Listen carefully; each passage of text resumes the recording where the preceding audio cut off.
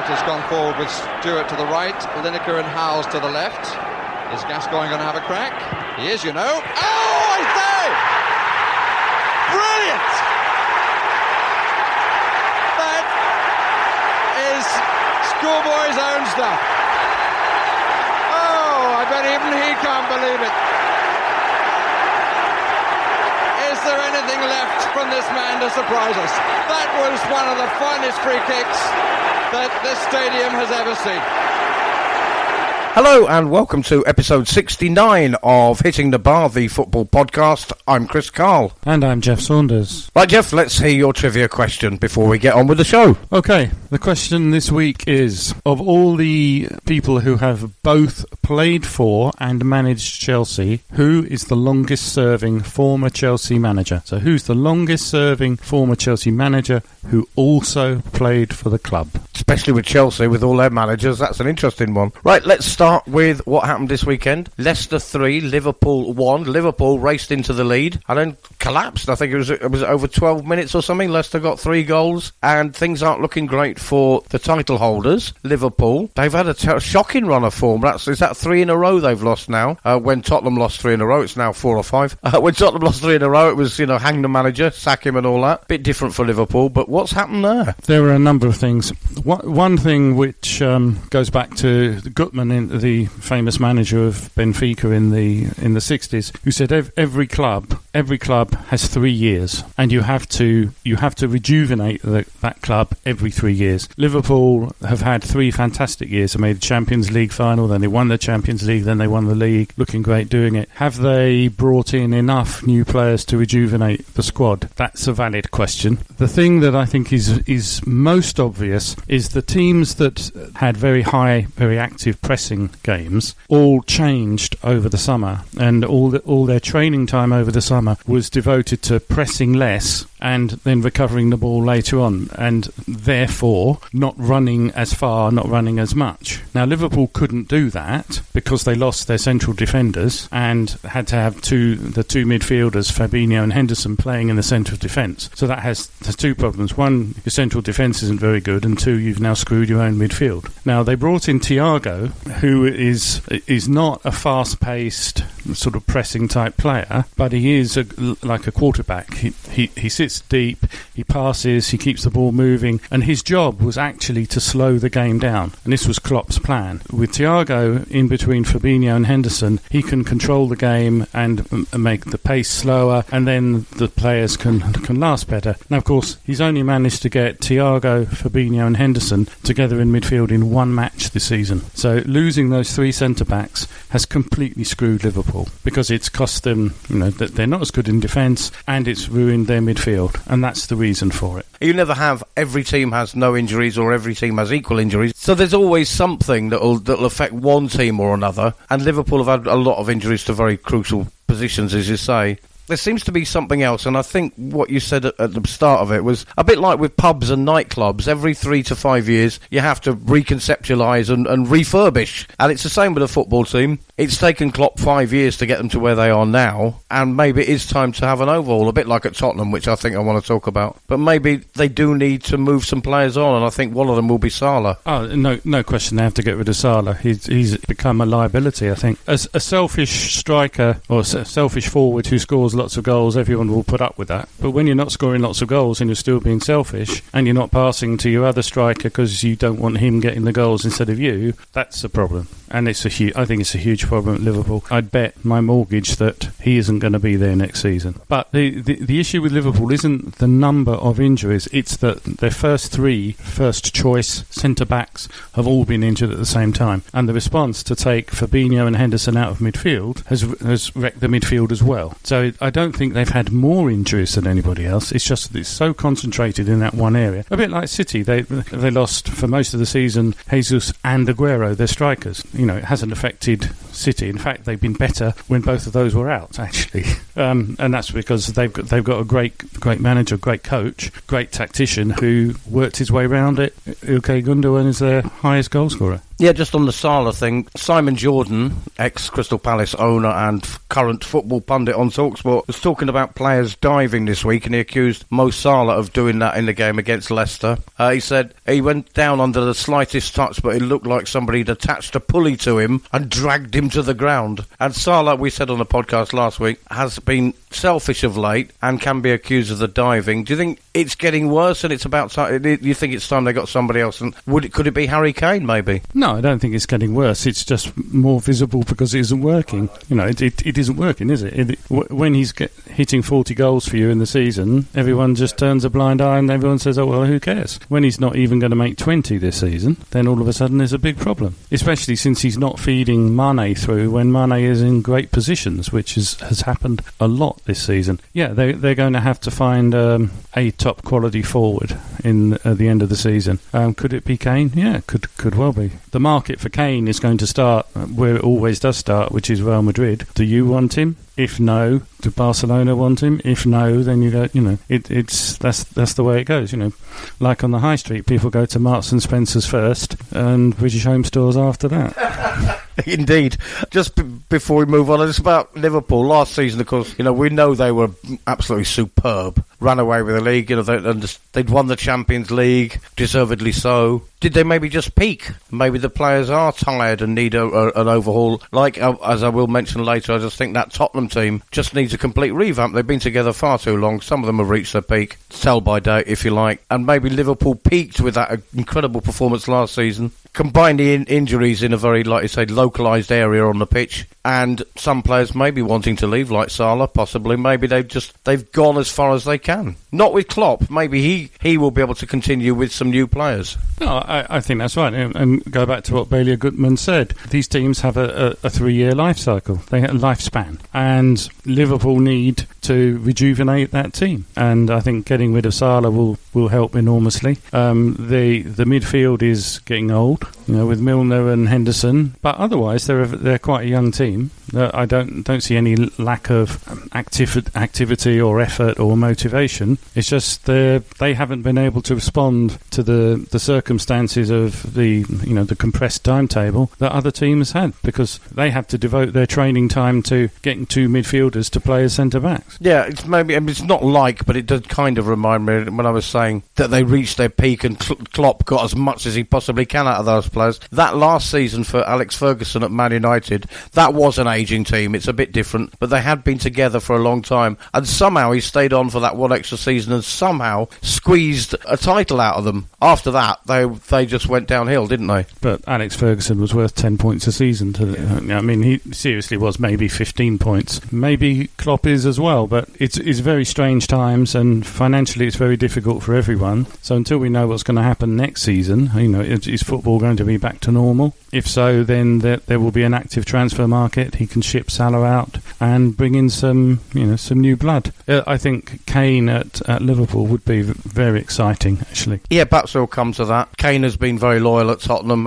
How much you can stretch that loyalty, I don't know, but it is coming to the point where he's going to go, and I think, reading some of the Facebook pages that I'm on, Tottenham fans and so on, I don't think there's a Tottenham fan that would begrudge him the move. He's done more than he can, and he's got a very bang-average squad around him. But we'll come to that in a moment. I want to stick with some of the other games before that. Brighton 0, Aston Villa 0 was one of the best games I've watched for a long time in many ways. I thought Brighton particularly were excellent. And it is your theory, which has been proven, that Brighton would be a lot better, but they haven't got a goal scorer. They're not scoring the goals. Tariq Lamptey was out. He's got a long-term injury. Bit of a shame. But some of their other players stepped up to the plate, and they really went at Aston Villa. And I think the difference, the reason Brighton didn't win, is because ex-Arsenal goalkeeper Martinez showed why he is a quality goalkeeper. Oh, he played a blinder, and he's a better goalkeeper than Bernd Leno. I mean, Arsenal got rid of the wrong one, and as he's been showing actually all season, it's not just that one match. He's been consistently excellent. Brighton are a very attractive team to watch. They're very well coached, well managed. All the players know what they're going to do. They just can't score enough goals. It's only recently they've beaten Tottenham and Liverpool.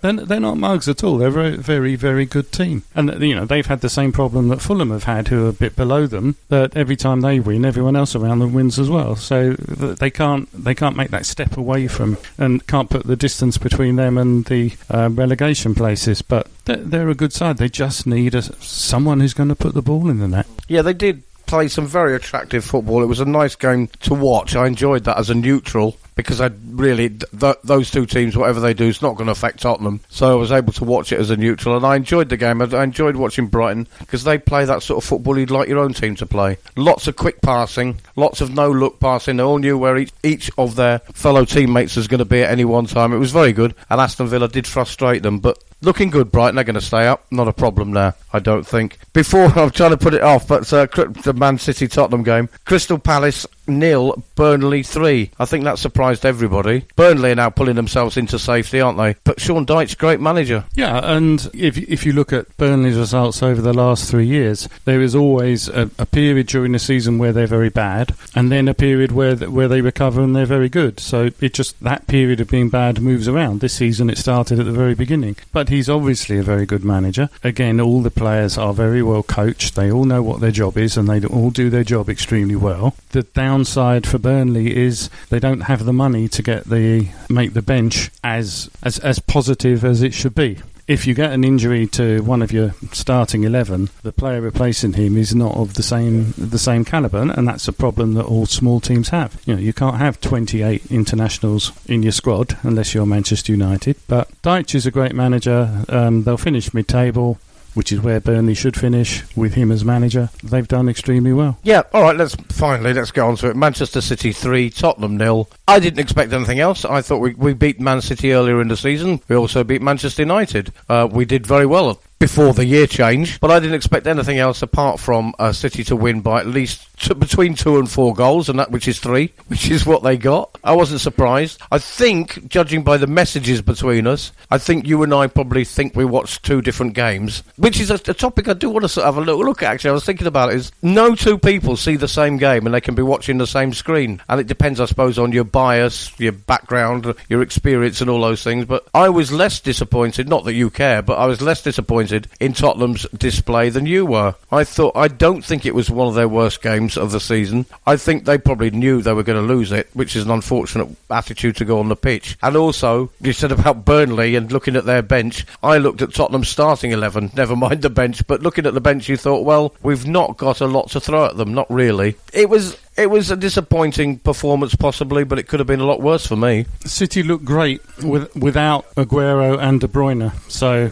everyone else has got to worry a little bit about when those two come back. Mourinho made a fuss, quite a lot of a fuss over the last 3 weeks about not having Harry Kane and not having replacement for Harry Kane. Well, Guardiola showed him what to do, because Guardiola's been without Jesus and Aguero. So what did he do? Just put more inside forwards on the pitch, and the movement of those inside forwards confused the hell out of the Spurs defence. They didn't know what they were doing. They looked like a Sunday League team defending against them. It was shockingly bad. And, you know, that's one of the things I'm looking at, and I'm seeing that you're not. You know, you're looking at Tottenham players and wanting them to be good. Yes. I'm looking at complete and utter chaos. The thing Mourinho is supposed to be great at is setting up a defence. Well, there was no sign of it at Chelsea, and there was no sign of it at City. They were absolutely shocking. Alderweireld, who I rate incredibly highly, has been one of the best central defenders in the Premier League for the last 5 years. He looked like a complete amateur, and that simply because he didn't have a striker to mark, so he could set himself and he could set that back line according to where that guy was, because there were all these little kids running in, zooming around, and he didn't know which one to follow. Do we follow? Do we not follow? Sanchez, oh God, it was an appalling performance. It was just like he was just completely and thoroughly confused, didn't know what to do. That manifests itself in players making stupid decisions, which are mistakes, which turn into goals. Yes, as has been the case over our last few games, individual errors have cost us. It did in the 5-4 defeat in the FA Cup against Everton. You know, you score 4 goals, you don't expect to lose. And 3, at least, of Everton's 5 were down to individual errors, slip-ups, not being as professional and good as you should be in your given and chosen position. Individual errors costing us is not so much down to the coach as down to the individual. But that Tottenham defence, I mean, the first question is, who, apart from Harry Kane and Son, who out of that Tottenham squad or starting 11 would get into any of the other top 4 teams? And certainly none of that defence would get into a top 10 team. That defence, Tottenham fans have been moaning about that back four for about 2.5 years. Yeah, no one in the defence, and probably Bergwijn, Wood. No, I like Bergwijn. Bergwijn, Moura, I like him, and Ndombele. So there's 3, for me, there's 3 there who are very, very good players. As for the rest of them, it's just kind of ho-hum. This is the problem with Tottenham. They bring in these players and they trumpet them as being big signings. They are signings that City or Liverpool or Manchester United would make for players to sit on the bench. Really high quality bench players. They're internationals. So when Liverpool, City, Manchester United, when they have a problem, they can take an international off the bench. And that it isn't such a big step down. But Tottenham are relying on that level as being their level, with Harry Kane sitting on top of that. One other thing to mention is the form of Lloris. My God, he's gone downhill. And I couldn't believe what I've been watching with him. He's been he's like Kepa Arrizabalaga at Chelsea. I mean, it's just, you think he's going to let in every shot. And one of the great things about him, one of the things which set him apart from most other keepers over the years, has been his distribution has been fantastic. And that's gone as well. The number of times he kicked the ball straight out of play. Now, what are you doing?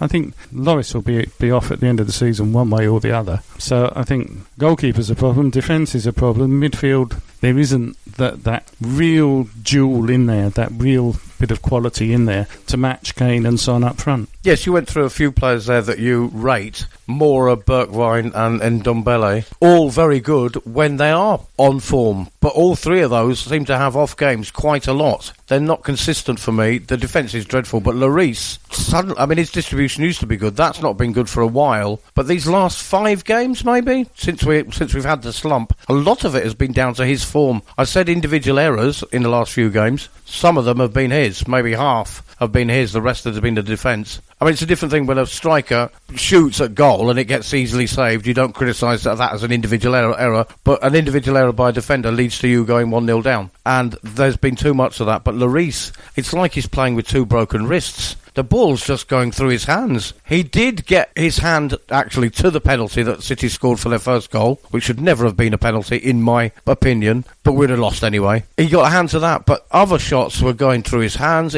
He looks nervous. You want from a goalkeeper, it's a very thankless task in a way, a goalkeeper, but you want from a goalkeeper supreme confidence. You want your goalkeeper shouting at your defenders. You want him being strong and firm with throwing the ball out, catching the ball. And Lloris looks like a deer in the headlights, and I think that's affecting the whole of that back area. I think the players in front of him don't feel confident, and I don't think they trust each other. But his individual errors have been absolutely shocking, have probably cost us 6 to 9 points in the last month or so. There is talk for him to go. A lot of Tottenham fans are saying he's been a great servant for the club. He's been brilliant. It is time to move on and get another keeper. But who'd you get? Again, that, like you say, some of those Tottenham players might make the bench at Man United. Might. But any of the players that we've come in for in the last 5 years, for example, none of the other clubs above Tottenham or around Tottenham, Man United, Man City, Liverpool, none of those put a bid in for any of the players that we eventually bought. And there's a reason for it. They're not good enough for the top 4 teams, but they're good enough for Tottenham. And I don't think until we start spending as much money as Man City, we're ever going to compete in the transfer market. How much did you pay for Ndombele? 60 million or something? Which is the going rate for a good midfield player. But you're not going to get a De Bruyne for 60 million, are you? You have to go back to Levy and say, look, what is it that you want Tottenham to be? Now, the great thing about Pochettino was that he could get that squad of that level of players into the Champions League, which is where the big money is. And Tottenham made £110 million from that one season where they got to the final. This is big money. But will Levy spend that extra 100 million to sort of guarantee that and actually be able to challenge in the Champions League? Well, the answer is no, he's not going to. And that's why Kane wants to win things. He's got to go somewhere else, definitely. The thing about Lloris, if you haven't watched him and you don't know about keeping, the thing you have to watch with goalkeepers is their feet, their footwork. They should be like boxers, the way their feet move. And you should never dive from a standing start. It should be 2 steps, dive. And Lloris has been diving from a standing start. He also looks a bit as if he's back on his heels, not forward on his toes. So he's not going to go as far. Something is not right there. And I think something's not right at Tottenham them. But unless we can go and film them training, we're never going to know what it is. I mean, I've been a Tottenham supporter for a very, very long time, and I think we've been saying there's something not quite right at Tottenham since that day I started to support them. There was a very funny comment, I suppose, on one of the Facebook pages. Some young fan saying, oh, Mourinho out, Levy out, all these players, moaning and whinging. We shouldn't be in 6th place, we shouldn't be in 7th. We were top of the table in November. And one fan said, if you're this depressed now, you'd have probably hung yourself during the 90s. Keith Birkinshaw. How would you have managed under that? Oh, no. I mean, that's all just nonsense. Spurs have always been Spurs. And all the time I've been watching football, Spurs will do really, really well for 3/4 of a season, probably win a cup every 5 years. That is Spurs. Spurs will be Spurs. There's an argument that each club has a culture that they cannot get out. West Ham cannot get out of their culture. West Ham will never, ever win the league. Now, the argument always used to be that at Upton Park, because the pitch was so small, it wasn't big enough to win the league. Ron Greenwood said that back in 1962. So he said, OK, what we'll do is we'll create a really attractive attacking football, which means the fans always want to come and see. So even if we don't win, they saw an attractive game of football. So that's the theory, and that's the culture at West Ham. It doesn't matter who the manager is or who the players are. They come in and the culture just sort of subsumes them. And Spurs is the same. Spurs are Spurs. And Spurs are going to carry on being Spurs because that's who they are. I think there's going to be big changes at Spurs at the end of the season. I can see Mourinho going, quite a few players being shipped out, and there's a big rebuilding job to do for someone. And I hope it will be Eddie Howe, but we shall see. I mean, it has been like that for a long time, and this culture thing, yes, it's true. During that period up until the holiday season, when Tottenham were top of the league 3 or 4 times over a period, and watching them play teams like City, who they beat 2-0, different City, I think. Their attitude and culture has changed since then. But watching Tottenham, there was a belief in those players. They really thought they could be and should be top of the league or in the top 4. And they went in for every tackle. They chased every ball. They were playing very defensive football in some games, but were blocking every single shot. Now they look like a team who think, yeah, we should be about 8th. They gave City far too much respect. They gave Chelsea far too much respect. Chelsea have been below Tottenham all season. Why are they showing them so much respect? And that's a Tottenham thing. They feel like they're in their school shorts sat at the big boy table, and they shouldn't be. And that's got a lot to do with the spending and everything else. But there is an attitude, and I don't think that whatever manager comes in, it's going to take some big signings, some big name signings that Liverpool and Man City would want in their team to change that. And there isn't the money, is there? You wouldn't have Ndombele playing in City's starting 11. You wouldn't have even Lo Celso. Now, Tottenham have had Reguilon out, Lo Celso out. Maybe that's got something to do with it. Dele Alli finally got a short cameo.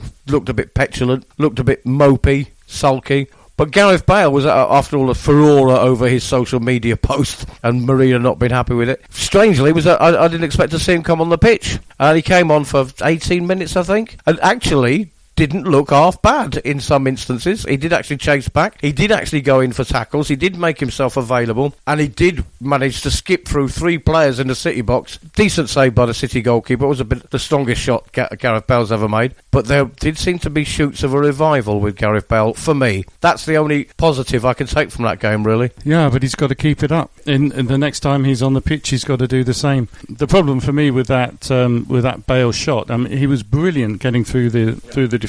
His footwork was fantastic, but he put the ball in the only place the goalkeeper could save it. That shot has got to stay low. It just went up to the really comfortable height for the goalkeeper. That is belief. It's, he's hoping he's going to score, not knowing he's going to score. Yes, and I think that's come with the uncertainty of, am I going to get game? What am I actually doing here? Falling out possibly with Mourinho. The other players I don't think particularly trust him. We've said before, they don't seem to pass to him. But when he showed that old Gareth Bale there, as he has done, he's scored 4 goals, 1 in each competition. He's not had a lot of game time. But I did feel quite positive about his contribution to that 3-0 loss. Let's move on and see what else happened over the weekend. We'll come to your team in a moment. They had a good game yesterday. But first of all, Wolves got an away win at Southampton, and West Brom drew with Man United. And West Brom scored first, and Man United could not break down their defence. Sam Allardyce at his best.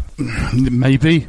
Maybe. It was certainly a very different West Brom than the one we've seen for most of this season. And until that result, he'd got 4 points from 9 games, so he'd actually done worse than the previous manager. So it was a very, very good performance. I had it nailed on as a 3-0 Man United win.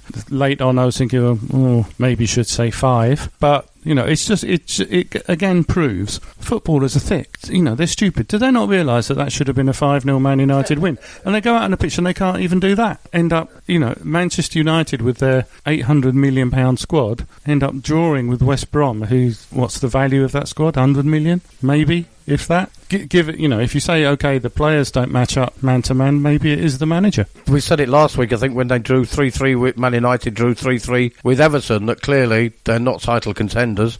They were away at West Brom, but this is West Brom, who lose to themselves in training. But I thought they put up a decent performance, West Brom, and they could have won that game. It wasn't like they were just holding on by the skin of their teeth to desperately get that 1 point, because actually 1 point doesn't do a lot for them. The other teams, as you said, winning around them. I think West Brom actually wanted to win that game. They weren't desperately trying to just hang on to a point, and I think Man United were a little bit lucky. Yeah, I think the team that deserved to win, on looking at the performance, was West Brom, and Man United were the ones lucky to get away with the draw. Arsenal 4, Leeds 2. There's always going to be goals when Leeds play. Could go either way. They were, 4-0 up, Arsenal. Leeds got 2 goals back. It was never a scare. Arsenal were never going to lose that game. But I hate to say it, Arsenal are creeping up on Tottenham a little bit. Tottenham have got a game in hand and a couple of points ahead. But have Arsenal turned a corner, or was that just one of those games? Well, I think only time will tell. I mean, they're not going to play such an accommodating side as Leeds every match, are they? And that was a poor Leeds performance, not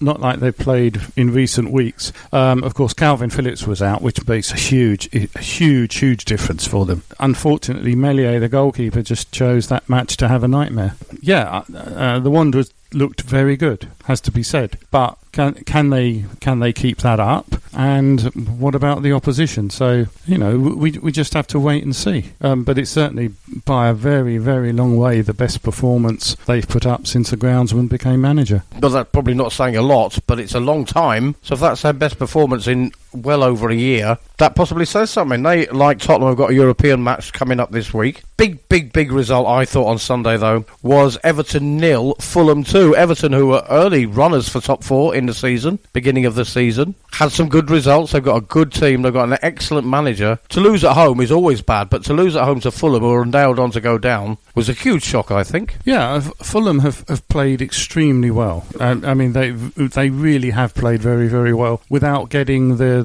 results and the points that they deserve. Before this match, they'd taken 8 points from the 36 available. That's relegation form. For the last 6-7 weeks, they have looked very, very good. The thing that was different this week was they put their recent signing Marja on the pitch, and he looks the real deal as a centre forward, and he got 2 goals. He was a complete handful for the defence. They couldn't handle him at all. If they carry on like that, the way they've been playing with him, and he scores goals, I could see them getting out of trouble and Newcastle dropping into the relegation, because Newcastle have got the exact opposite problem. They've lost Callum Wilson for at least 10 matches. Who's going to score goals for Newcastle without Callum Wilson on the pitch? So I think Newcastle might be in big trouble, and Fulham could escape. If Fulham win their game in hand, they're only 4 points behind Newcastle. 4 points is nothing. That can turn around. 2 matches that turns around. There is hope for Fulham because they've got a centre forward who can actually score goals.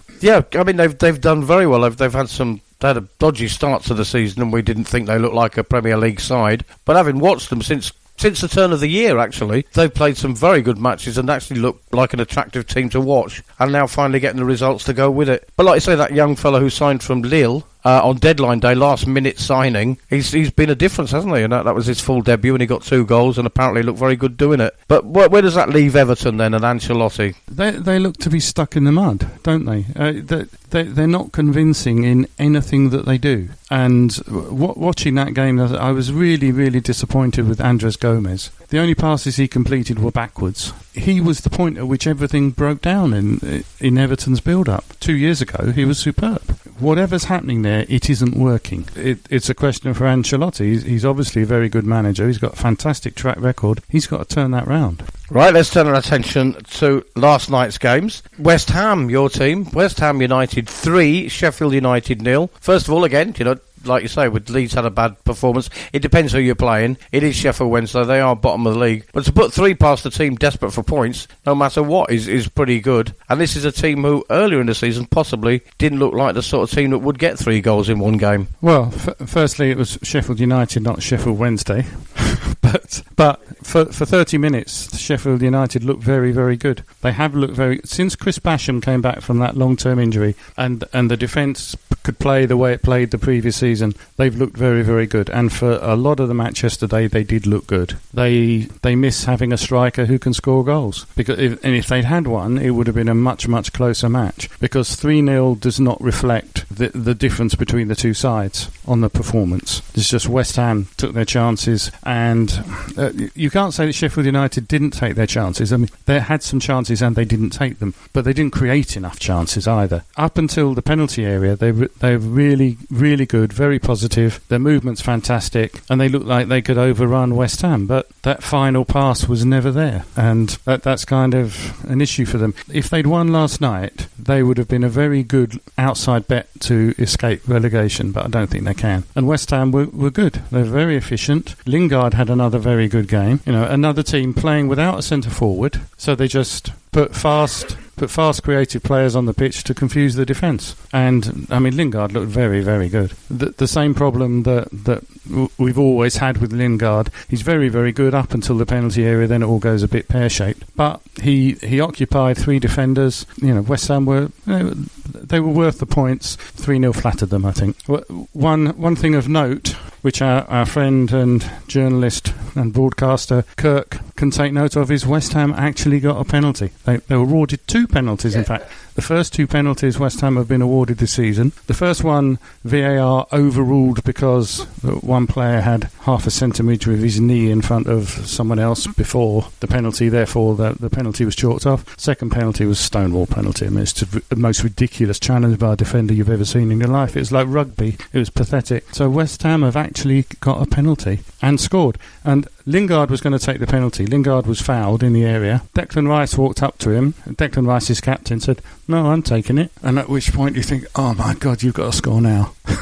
And he did. Fortunately, he did. And fair play to Lingard. Lingard went and jumped all over him and cheered. And so, fair play to him. In the end, they both did very well. Yeah, good for Lingard, good for West Ham. You said that, the scoreline flattered West Ham a bit and they took each of their chances and didn't have that many compared to Sheffield United. Just going back to the Brighton 0, Aston Villa 0. Brighton had 26 shots in that game, more than they've ever had in any Premier League game in the entire time they've been in the Premier League. That was the most shots they've ever taken, and it still ended up with 0. But West Ham took theirs and ended up with 3. Finally, Newcastle were away at Chelsea. Routine 2-0 win for Chelsea. Like you said, Newcastle may be getting dragged into the mire. Well, I think so. The problem last night was the manager. He set them out as with tactics as a diamond, and they've done it too often. So the opposition managers have seen it. They know how to set up their team against it. Chelsea did. As long as you can get the ball wide fast and then move forward fast, the diamond is absolutely useless. In fact, it's counterproductive. And it took Bruce the whole of the first half to twig that, and in the second half he basically packed the midfield and made them more difficult to beat. But the performance from Newcastle in that second half was the performance of a team that wanted to keep the score down. They never looked as if they were going to score. They were just there to try, okay, if we can keep this at 2-0, then it's a good result for us. I don't know where they're going to get a goal from. They look they look shocking. And without Callum Wilson, as they say in Lancashire, there's nothing down for you. And I think they could get dragged into the relegation. And Fulham can get up there, and Newcastle will drop down.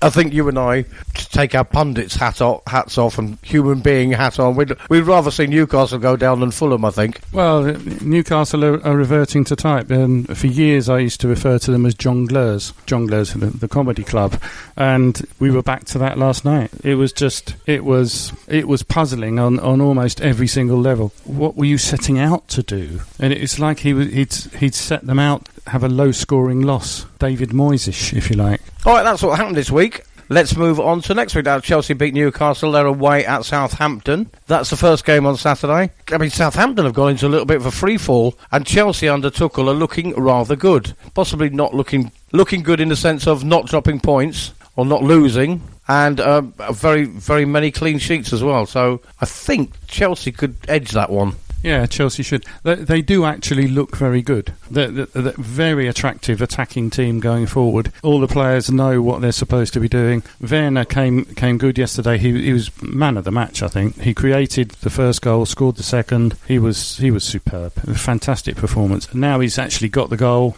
I think he's going to go on and get a lot. So I think Chelsea will beat Southampton 2-1, because Chelsea's defence still gives you a chance. What have we got next? Burnley, West Brom. I think Burnley are going to win that by a goal. Yeah. Yes, quite probably. Burnley seem to be turning the corner. You've got Liverpool against Everton later on Saturday afternoon. Liverpool against Everton, that should be, in normal times, a Liverpool win. But who knows of those two teams at the moment? No, if you look at history, it should be a draw. Oh, yeah. I think there are far more draws than any other result, and I think it looks like a draw this time too. All right, Fulham against Sheffield United. That is a veritable six-pointer, as they call it. Sheffield United desperately need points. Fulham will feel quite buoyed by their recent form. I'm going 2-0 to Fulham for that one. Yeah, I think that's a good shout, actually. I can't see anything down for Sheffield United in that match. Fulham are full of confidence at the moment, and now they know they can score goals, so it's going to be a long day for Sheffield United. And then the big one, as far as you and I are concerned, West Ham United take on Tottenham at West Ham. Kind of, you've leapfrogged us in the last week in the league. Tottenham have slipped down since November from 1st to 9th. I'm going to go for an away win for Tottenham. I think we are going to be too strong for you that day, and we owe you for the 3-3 draw. That was a good day, wasn't it? That 3-3 draw. do you remember we watched it in a bar here in our bar, and there were two Spurs fans, sort of middle-aged guys to the right, and they'd obviously had a few pints before the match, and they fell asleep when Spurs were 3-0 up. And at the end of the match, they woke up expecting to have won 3-0. I said, what? No, it can't be that. Spurs have definitely got a goal in them against West Ham. Have they got two? No. So I will go for a 1-1 draw. All right, then we've got Aston Villa against Leicester. Leicester will be, again, another team that are on the up. They beat Liverpool 3-1 very convincingly. I think they will beat Aston Villa, albeit away. I don't know. Villa love getting involved in a football match. Not one of these, we'll park the bus and you've got to go and beat us. And Leicester will attack. So I'm going to go 2-1 to Villa. That's 2-1 to Villa, you're saying? Then Arsenal against Man City. Now, Arsenal, you said, played the best they have done for over a year. They're playing Manchester City, who are playing out their skins. So it could be an interesting game, but I'm hoping, since Tottenham were not going to win the league now, and it looks like City, and I'm a Tottenham fan, so I'm hoping that Man City win that by a considerable margin. There's a chance that Arsenal could score,